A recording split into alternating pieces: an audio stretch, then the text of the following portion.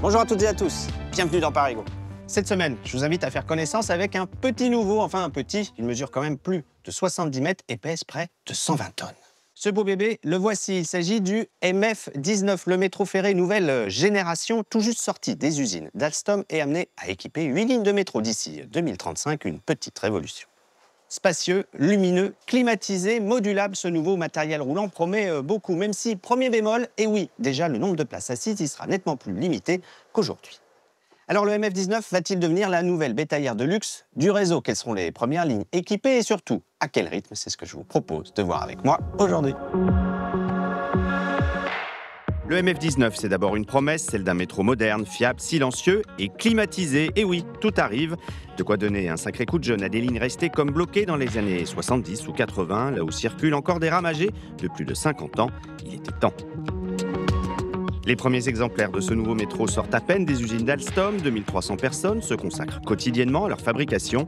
La directrice de ce projet XXL nous révèle les petits secrets de ce nouveau joyau.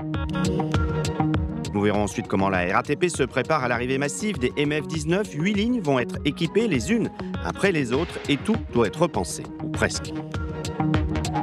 Enfin, nous verrons que le MF19, pourtant encore inconnu du grand public, est déjà à l'objet de plusieurs polémiques. La priorité a été donnée aux lignes 10 et bis, les moins fréquentées du réseau.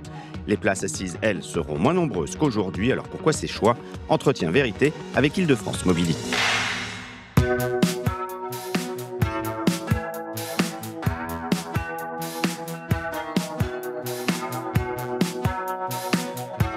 Cet exemplaire est le tout premier livré à la RATP. Alors rassurez-vous, il y aura bien des sièges lorsque vous pourrez monter à bord en décembre prochain sur la ligne 10. Allons voir où sont fabriqués ces MF19 dans les Hauts-de-France grâce à ce reportage d'Isabelle Dupont et de Martin Cohen.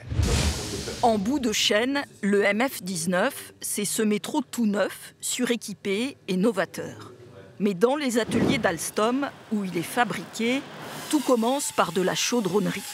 Des plaques de tôle qu'il faut assembler, souder, façonner. D'un côté, le bas d'une voiture, de l'autre, le plafond. Chaque voiture se construit comme une boîte qu'on équipe au fur et à mesure. On va prendre les différents éléments, en fait. On va prendre le sol, le toit et les faces latérales. Et on va venir les assembler entre elles pour pouvoir créer finalement le véhicule dans son entièreté. Et ensuite, on va venir y installer l'ensemble des équipements, comme vous voyez.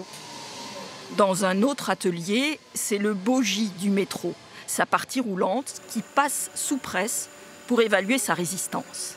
On a une presse qui est capable de générer un effort de 3 tonnes. Donc elle vient appuyer sur la traverse du bogique. Et après, nos opérateurs vont venir mesurer les hauteurs de déformation sur différents points pour voir comment s'est comporté le bogie sous ce même effort. La cabine de conduite a été conçue avec des conducteurs de la RATP. Un large pare-brise pour la visibilité et à l'intérieur, des équipements modulaires.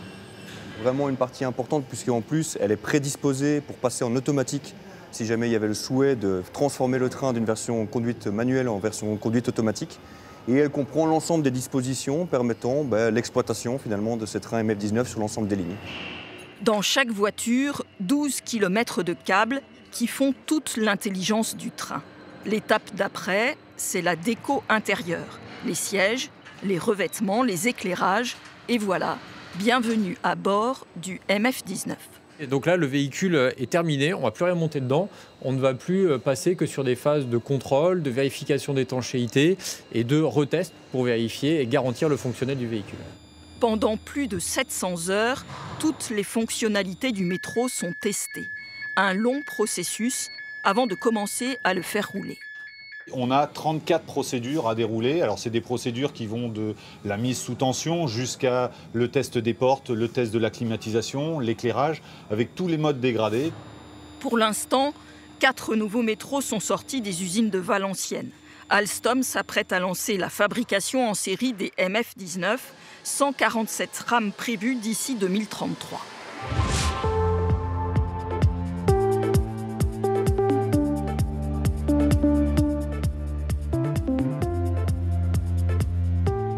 Bonjour Bonjour Stéphanie Schiff. Bonjour Bertrand. Vous êtes directrice du projet MF19 chez Alstom. Alors dites-moi, vous avez quand même une petite pression avec ce nouveau matériel parce qu'à terme, lorsque les 8 lignes auront été équipées, eh bien, il y aura 40% des voyageurs du métro qui voyageront à bord de ce MF19. Ça représente à peu près 600 millions de voyages par an, c'est pas rien, il ne faut pas se louper. Non, c'est un beau challenge, c'est un projet ambitieux puisqu'il doit remplacer 3 anciennes générations de matériel roulant et circuler sur 8 lignes, donc il doit être polyvalent. Et ensuite, il apporte quand même beaucoup d'innovation par rapport à ce que les usagers peuvent connaître sur la ligne 10, par exemple, qui va être la première à utiliser le MF19. Alors c'est vrai que ce MF19 va remplacer des rames qui ont parfois plus de 50 ans, c'est le cas sur la ligne 10. On va passer de la 4L à la Tesla. Faites-nous un petit peu rêver par rapport au confort voyageur, par exemple. Eh bien, quand, par exemple, un usager de la ligne 10 va monter pour la première fois dans un MF19, je pense qu'il aura un vrai effet waouh, hein, avec une ambiance lumineuse soignée, comme on peut le voir ici, un éclairage 100% LED qui apporte beaucoup de luminosité. Et la clim. Et la clim qui se régule en fonction du nombre de voyageurs, donc qui est plus performante également que ce qu'on peut avoir sur les autres rames. Une acoustique améliorée par le freinage électrique à 100% jusqu'à 0 km/h. On a également des sièges qui ont une ergonomie bien meilleure que ce qu'on pouvait avoir jusqu'à présent. Il y en aura un petit peu moins, mais ça, on verra ça avec Île-de-France Mobilité tout à l'heure. Et puis ce matériel, il est beaucoup plus écologique et à différents titres en plus. Exactement, donc il est constitué de 20% de matériaux recyclés. Il est lui-même 98% revalorisable. Et il consomme moins. Et il consomme beaucoup moins, 20% d'énergie en moins, grâce au freinage à 100% électrique. Alors venons au sujet qui pourrait peut-être fâcher, celui de votre rythme de production, parce que vous produisez déjà le RER-NG, le MP14, des produits qui sont très appréciés, mais qui ont été livrés avec quand même pas mal de retard. Quelle garantie on a sur votre rythme de production de ce MF19 ? Potentiellement, vous pouvez en livrer jusqu'à près de 400, c'est considérable en 10 ans. Eh bien, aujourd'hui, la production suit son cours. Nous avons fabriqué 4 trains, le 5e est en cours de fabrication. Nous aurons 2 lignes de production qui vont se produire en parallèle des trains pour le programme MF19, cette ligne de Crépin, et une ligne qui va démarrer au printemps à Petite-Forêt. Donc promis, il y aura moins de retard que sur les autres matériels qui avaient été assemblés au même endroit ? Eh bien, nous y travaillons au quotidien et c'est notre objectif, en effet. Alors on la voit derrière nous, cette rame, elle n'est pas du tout encore faite pour accueillir des voyageurs, mais elle circule déjà sur la ligne 10, mais la nuit, pour faire des essais. Pourtant, elle a beaucoup roulé déjà chez vous. Qu'est-ce qui reste encore à valider avant la mise en service et l'arrivée des voyageurs ? Ce train a parcouru 5000 km sur les voies du centre d'essai ferroviaire, ce qui a permis de le rendre le plus mature possible pour démarrer les essais de validation, d'homologation sur voie client. Ce sont des essais qu'on doit réaliser dans l'environnement du train, l'environnement d'utilisation, pour valider sa performance, sa conformité et sa qualité afin d'autoriser la mise en circulation. Merci beaucoup Stéphanie Schiff d'être venue dans Parigo. Maintenant, on va aller voir comment la RATP se prépare à accueillir ce tout nouveau matériel. C'est un reportage de Denis Tanchereau et d'Arthur Nice. Les lignes qui vont accueillir le futur MF19 font actuellement circuler des matériels roulants âgés. Sur la ligne 10, les rames ont 53 ans. Guère mieux pour la 12, la 13 et la 3 bis avec plus de 43 ans d'âge moyen. Alors l'arrivée du MF19 va changer le quotidien de cet atelier de la ligne 12. Les agents qui assurent la maintenance vont vivre une petite révolution. Alors le MF67, on est sur un matériel ancienne génération qui comporte beaucoup d'électromécanique. Voilà, alors que le MF19, c'est un matériel plus moderne avec beaucoup d'électronique embarquée. Sur un MF67, la recherche de panne se fait de manière manuelle. Sur un MF19, le diagnostic se fait via un ordinateur que l'on connecte directement sur le train. Résultat, la grande révision générale va passer de 12 ans pour les MF67 à 15 ans pour les MF19. En plus des ateliers de maintenance, l'arrivée de la nouvelle génération exige une adaptation du réseau électrique.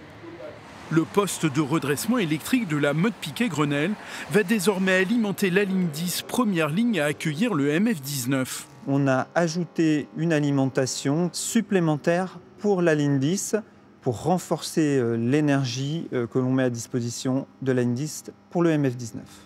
Des infrastructures inconnues des passagers du métro où se déroulent des travaux très importants sans provoquer de rupture de service. On va intégrer les trains petit à petit sur 2 années. On voit ça sur 2 années avec un rythme qui va partir de 2 trains et qui va augmenter au fur et à mesure pour arriver en 2027 avec les 30 trains de la 10 seront des MF19 à ce moment-là. Les premières rames arriveront en fin d'année sur la ligne 10.